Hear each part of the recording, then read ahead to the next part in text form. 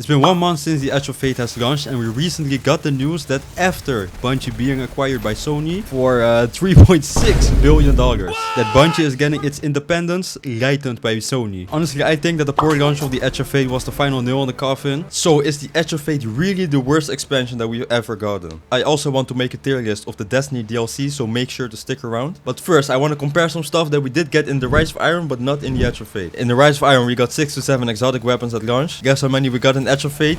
3. We got the Graviton Spike, which I do like, it's a cool weapon. Then we've got the Season Pass weapon, which is 3rd iteration. And we also have the new Rage Rocket Launcher, which is the Whirling Ovation. Now technically I'm missing one exotic, but that's the No Land Beyond, which you have to pay for the Year of Prophecy Ultimate Edition, so I don't have it. You're broke!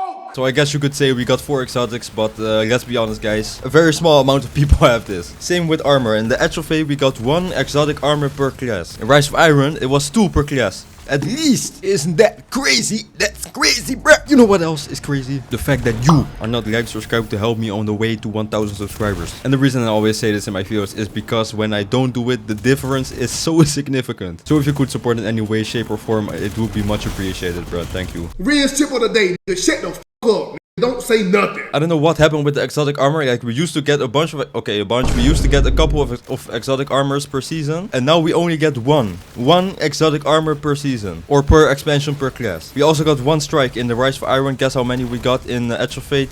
0. We are getting an exotic mission, but that is only in Edge of Iron, which isn't, you know, at launch. We also got 3 PvP maps. How many did we get in the Edge of Fate?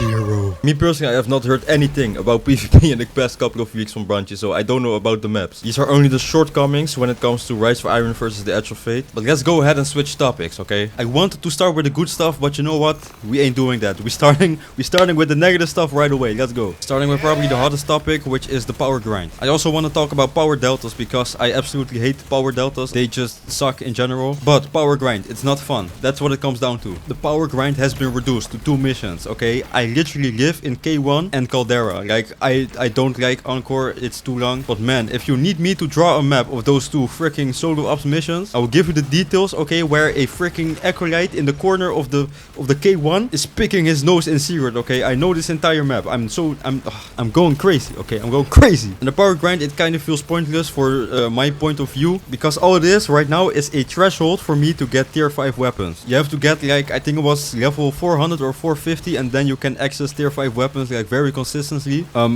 Consistently. There we go. Yeah, there we go. But beyond that threshold, guess what? There is literally nothing else about that number. Let's go to the Edge of Fate missions, okay? For example, activity power cap reached, okay? So that's the threshold that you have to overcome so you can actually access this activity. Then you're high enough level, you grind it, and then you see this. Player power is capped at 50 below combatants.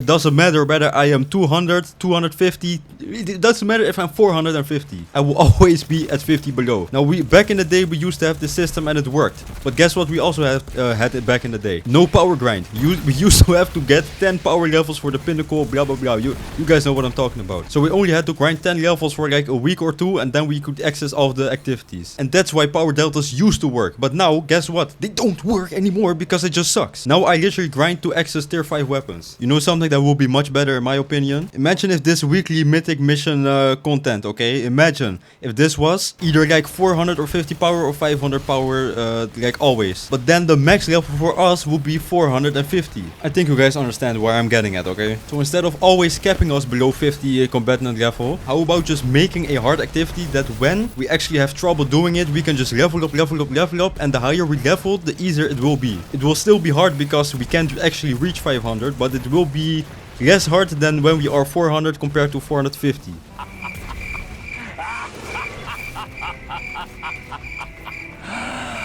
This is really something that I want to see, but I have been, okay, this is, bro, this touched me on a personal level, that's how deep it is. But what else is bad about the DLC? We got absolutely 0 subclass stuff. No fragments, no dark subclass supers or refresh or like additions, anything. And the icing on the cake, no new subclass. And the new subclass is something that we get like every other DLC, so this wasn't really a surprise. But normally we get something. This time we get nothing. One more thing that I don't like personally is that everything is the portal now. The portal is pretty much the game. Everything revolves around the portal. And I'm not gonna lie, the portal could be a good thing, like a central hub for stuff. But man, this looks so unappealing. Like, look at this, bro. The tower right here. It's a gray box. It's a gray box with the letters tower. We have an entire icon right here in the middle of the freaking map. Take this icon and put it over here. Okay, if you want to make this the central hub, at least make it look appealing, bro. As well as all of the stuff on the bottom left, like it's just black and white. By the way, this thing at the right, it freaking sucks, because why am I getting recommendations for quick play advanced? Okay, if I click on this, look at this. Look at this, 200 power, I'm 371. Okay, and nobody in the comments call me addicted, because maybe I am, but I don't care. Why is that at the bottom right as a recommended playlist? Why? I'm getting no rewards from this. There is literally 0 point in me doing this. So this thing at the bottom right, I can't lie, I want it gone. Okay, I want it gone. And these icons at the bottom left just make them appealing. Like, the logos are cool, but give them some color, please, Bungie, please, give them some color. The thing I do like about this is the background. Like, this changed with Solstice, this also changed when the DLC actually launched. The backgrounds are fire. Keep doing that, Bungie. But please, this has to be more appealing, bro. Please, like when I look at this, tower is a freaking box of text. Like, bro, you have the icon right here. This really makes me mad. I can't lie. Activity selection could be good, but for example, these three things, battleground, I'm pretty sure nobody cares about the battlegrounds. The stuff that has to be on top has to be stuff like the coil, the onslaught playlist, because those are the only thing. Like the stuff on top of here is the only things that are match made, and of course the quick play playlist. But man, all of this stuff down here, like look at how many bonus stuff I have, because I just don't want to play this solo. Like they're like, no, I just don't want to. And also, this is something that Bungie has already said that they are going to, like, not really fix, but make an addition to the portal. It's the dungeons, and I'm pretty excited for the dungeons, because they said they are gonna do something unique with the encounters of dungeons. So maybe they are doing something similar to Pantheon, or maybe they are just going to put like singular encounters in the portal, which would also be a cool idea. Now, all of the stuff with Magispark, freaking, okay, we have all heard the complaining about Magispark. I'm not even gonna talk about it. I don't know what people think of the actual location. For me, it's like a 50-50. There are some locations in Capria that are reused assets, but some of them are like, bro, the last mission, it is such a unique area. It's so lovely and vibrant. I don't know how to explain it, but some areas are good, some areas are reused.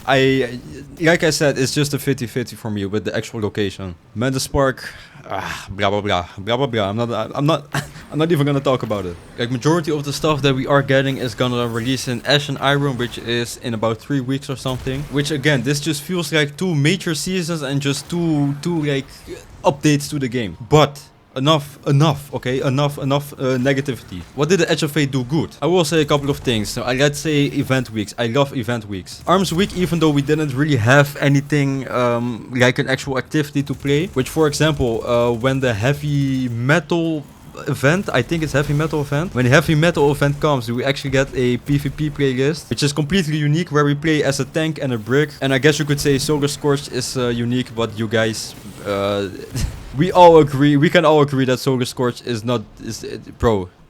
It's literally just Team Scorch, that's what I'm getting at. And for the Arms Week with the hand cannons, we also did not get any actual exclusive activity. But I really like that hand cannons really got a highlight, right? For example, in Solstice, Solar really gets a highlight. I love that. I love the Solar modifiers. And with the hand cannons, we got 3 new temporary mods. With the temporary mods, they were crazy and fun.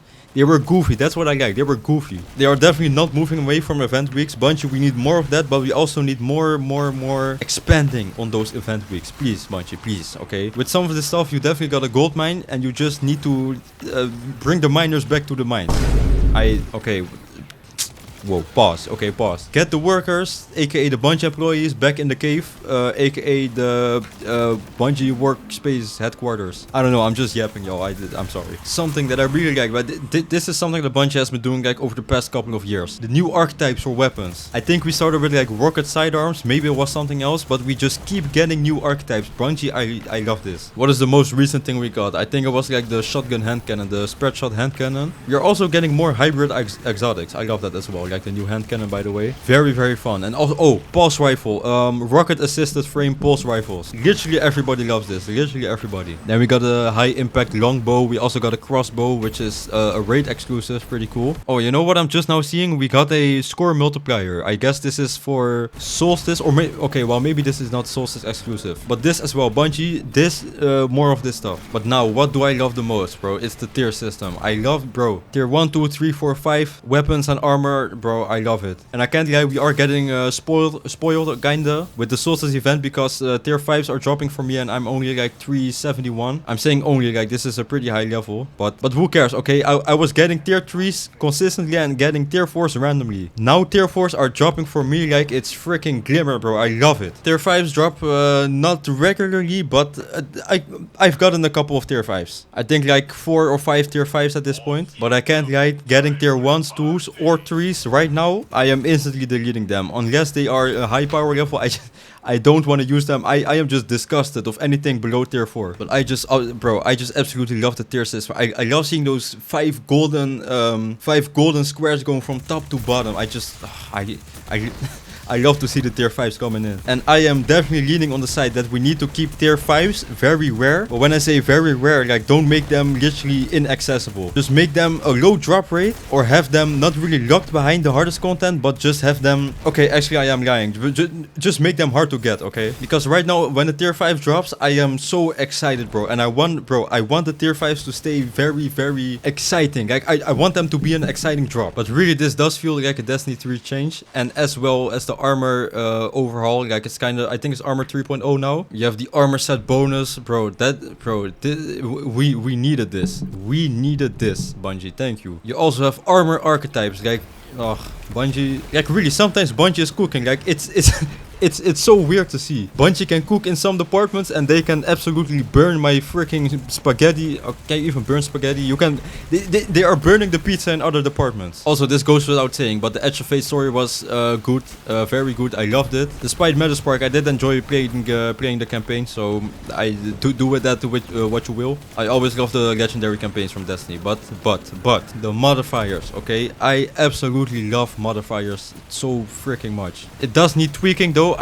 Me personally, I don't know exactly what kind of tweaking. Like, I'm not a game dev. Bungie, you can probably figure that out. But apart from that, like, bro, this is such a cool, like, you can make this as difficult how you want, and you can get rewarded or like compensated, or like on I'm getting so excited, bro. Like, sometimes this stuff just gets me excited. I'm sorry. But depending on how hard or how easy you make it yourself, you can get better rewards, higher level rewards, higher tiered rewards even. Like, that is such a good system. Bungie, again, they keep cooking in one department and just burning the pizza in the other department. But now for the main attraction, y'all, the freaking DLC tier list. And I need y'all, okay, please listen to this. I am 19 years old. When Destiny released back in 2014, I was 8 years old. What? And yes, I have been playing since the start, which also means I don't really remember all of the DLCs, because it either was me watching my brother play, or it was either me replaying one freaking strike from which DLC, the Dark Below, where you could use a sword on the moon. That is all I remember. I don't really remember what strike. Oh no, it was a campaign mission, I think, or like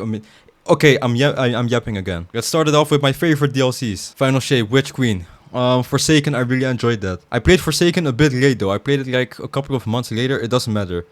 Destiny 1, you guys, I'm just not gonna rank some of this stuff, but the stuff that I do rank, which is a bit more older, is purely gonna be based off nostalgia, because I cannot be asked to explain the plot or explain which exotic weapon dropped in which DLC. Like I said, I was pretty young. I was literally replaying old strikes the entire time. Like, that was all that I was doing back in the day. Now, Beyond Light, all I remember from Beyond Light were the seasons. Oh, the DLC. This was the DLC, okay, that pretty much made Destiny plummet to the ground. Okay, plummet to the ground. Have a downward trend, okay. Now, I remember Season of the Splicer. I think I would... Yeah, that launched in Beyond Light.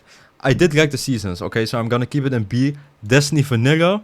You know what? Okay. Let me wait. Curse of Osiris. I remember watching the reveal stream, and here in the Netherlands, the reveal streams are pretty late in the evening. So since I was so young, I had to turn in my phone to my mother, because my bedtime was coming up, okay? That is so embarrassing. That's pretty much what I remember from this. There was also a wall with like 12 weapons. I really like that wall for some reason. I remember that wall. Now, Taken King. I genuinely don't want to rank this because I don't remember ever playing the actual campaign. The one thing I do remember is unlocking the Hunter new super from Hunter. I remember that mission specifically, but that is literally the only thing I remember. So if I would rank this, I would probably put it in A because the Destiny community really loves this, but I'm not gonna rank it because I am scared of the people in the comments, okay? Then the Dark Below, Crota's End, that's all I remember. House of Wolves, I vividly remember this being launched. I think this is the DLC where Trials of the Nine or Trials of Osiris was launched. I remember Vestian Dynasty. I unlocked that weapon, which was the first sidearm in Destiny. And oh my gosh, when I tell you, I had to go sleep and I couldn't even try. Bro, I could collect the weapon, but I couldn't try it out because I had to go to sleep. I remember that. Now, Rise of Iron is probably the most recent Destiny 1 thing.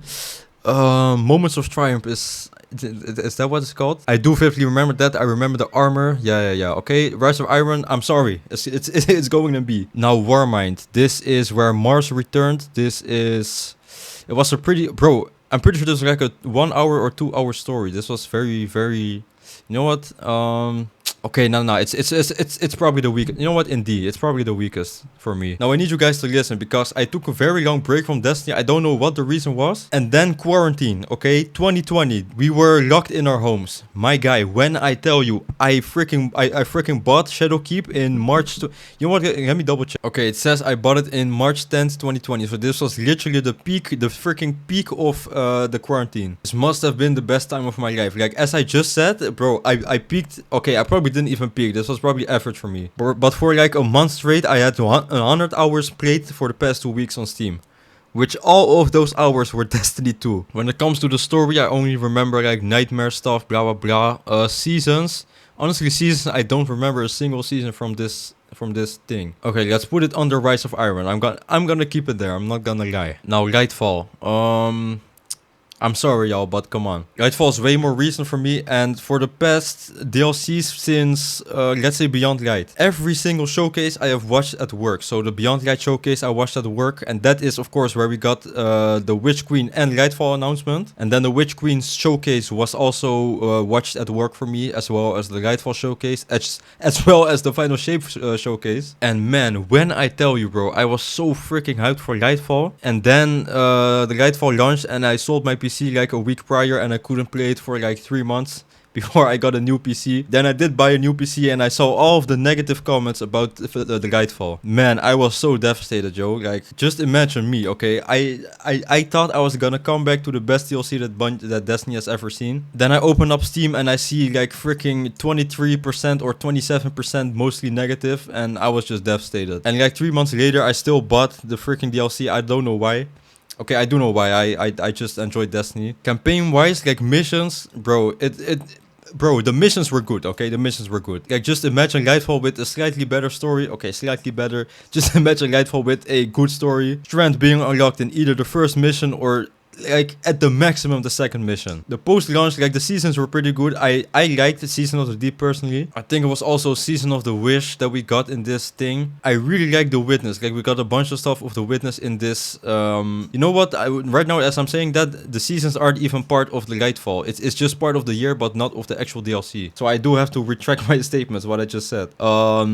I don't know what to do now. Okay. Let's be fair. I'm gonna put it under Beyond Light. Okay, yeah. Then Vanilla D2. Did I play it at launch? I don't even remember.